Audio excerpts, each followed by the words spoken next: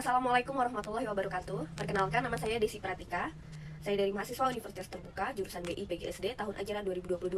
Nah, pada video kali ini saya akan menjelaskan tentang sistem pencernaan pada manusia. Dan apa saja sih zat-zat atau enzim yang terkandung dalam sistem pencernaan manusia. Pokoknya selengkapnya akan saya jelaskan setelah ini.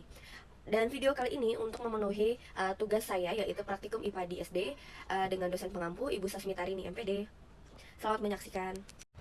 Baik, di sini saya akan memberikan penjelasan dasar dulu tentang sistem pencernaan manusia. Jadi, apa sih itu sistem pencernaan pada manusia? Nah, saya akan sedikit jelaskan. Sistem pencernaan pada manusia atau sistem gastrointestinal terdiri dari organ dalam saluran pencernaan dengan organ pencernaan pelengkap. Nah, saluran pencernaan adalah saluran yang memanjang dari mulut hingga anus. Saluran yang disebut saluran gastrointestinal ini berfungsi memecahkan dan menyerap zat gizi makanan untuk dikirimkan melalui peredaran darah ke seluruh tubuh. Nah, jadi itu adalah penjelasan singkat pada sistem pencernaan pada manusia. Selanjutnya saya lanjutkan. Organ-organ saluran pencernaan meliputi mulut, esofagus atau kerongkongan, lambung, usus halus, usus besar, rektum, dan anus. Sementara itu, organ-organ pencernaan pelengkap adalah mulut, kantong empedu, kelenjar air liur, hati, dan pankreas. Setiap organ pencernaan pada manusia memiliki fungsinya masing-masing dan membantu menggerakkan makanan dan cairan yang Anda konsumsi secara berurutan dan diedarkan ke seluruh tubuh. Dalam proses pencernaan, makanan yang Anda konsumsi akan diuraikan menjadi zat mikro dan makro. Apa sih itu zat mikro dan makro? Nah, zat gizi makro itu berupa karbohidrat, protein, dan lemak. Dibutuhkan dalam jumlah yang banyak, sedangkan zat gizi mikro adalah vitamin dan air mineral dalam jumlah yang sedikit. Zat-zat gizi ini kemudian diserap dan disalurkan ke seluruh bagian tubuh melalui sistem peredaran darah. Sementara itu, ampas makanan yang tidak lagi mengandung zat gizi akan dikeluarkan dalam bentuk fases. Kerja sistem pencernaan manusia dikendalikan oleh sistem saraf, sistem peredaran darah, dan beragam hormon. Baik, saya akan menjelaskan tentang anatomi saluran pencernaan pada manusia. Yang pertama itu dimulai dari mulut ya. Mulut pencernaan dimulai di dalam mulut, di mana tempat terjadinya pencernaan mekanik dan kimiawi. Gigi memotong makanan menjadi potongan-potongan kecil. Potongan kecil makanan lalu dibasahi oleh air liur sebelum lidah dan otot lain mendorong makanan ke dalam faring dan kerongkongan. Bagian luar lidah terdiri dari papila, yakni tonjolan-tonjolan yang berfungsi mencengkeram makanan dan mengenali rasa. Sementara itu, kelenjar ludah yang terletak di bawah lidah dan dekat rahang bawah menghasilkan air liur ke dalam mulut.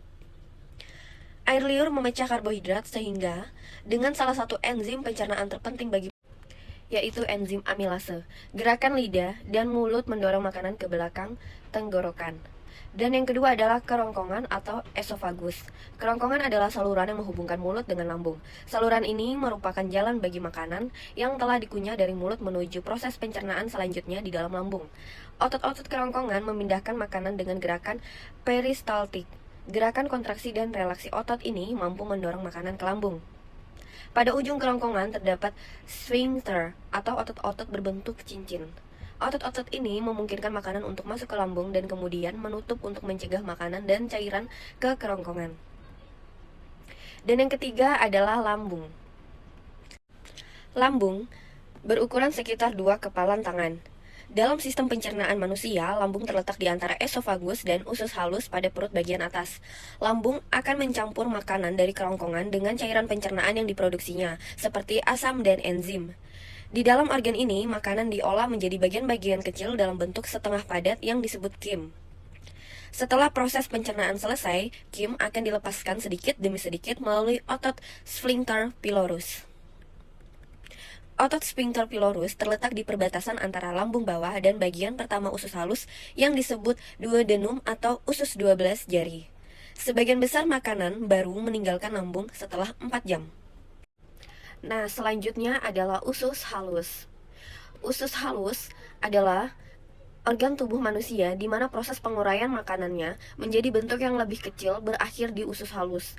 Usus halus adalah saluran kecil selebar 2,5 cm dengan panjang sekitar 10 meter. Organ pencernaan ini terdiri dari 3 bagian, yaitu duodenum usus 12 jari, jejunum usus kosong, dan ileum usus penyerapan.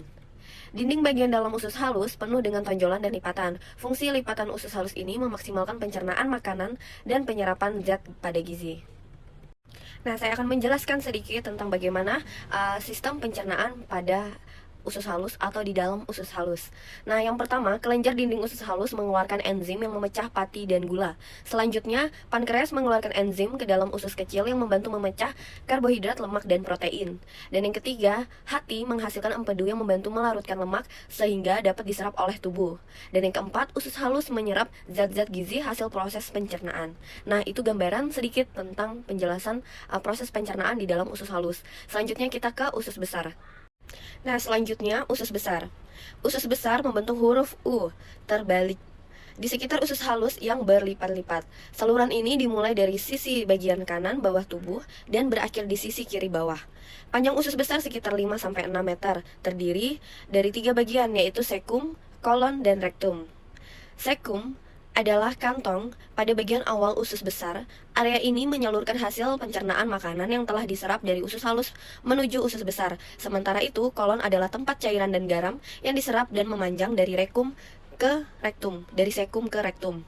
Fungsi utama dari usus besar yaitu membuang air dan mineral elektrolit dari ampas makanan yang tidak dicerna, lalu membentuk limbah padat yang dapat dikeluarkan.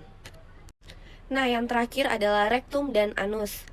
Sisa isi usus besar yang telah menjadi fases kemudian disalurkan ke bagian akhir usus besar, yakni rektum. Rektum akan sementara menampung fases sebelum dikeluarkan dari tubuh. Saat rektum sudah mulai penuh, otot-otot di sekelilingnya akan terangsang untuk mengeluarkan fases tersebut. Hal tersebut yang membuat Anda merasa mulas dan ingin buang air besar. Fases ini nantinya akan dikeluarkan melalui anus. Anus merupakan bagian paling akhir dari sistem saluran pencernaan pada manusia yang berbatasan langsung dengan lingkungan luar. Jadi, dapat saya simpulkan bahwa sistem pencernaan manusia adalah sebuah sistem penting yang membantu manusia dalam mencerna makanan dan minuman yang dikonsumsinya menjadi zat yang lebih mudah dicerna oleh tubuh dan diambil berbagai kandungan penting di dalamnya yang bermanfaat untuk organ dalam dan bagian tubuh secara keseluruhan.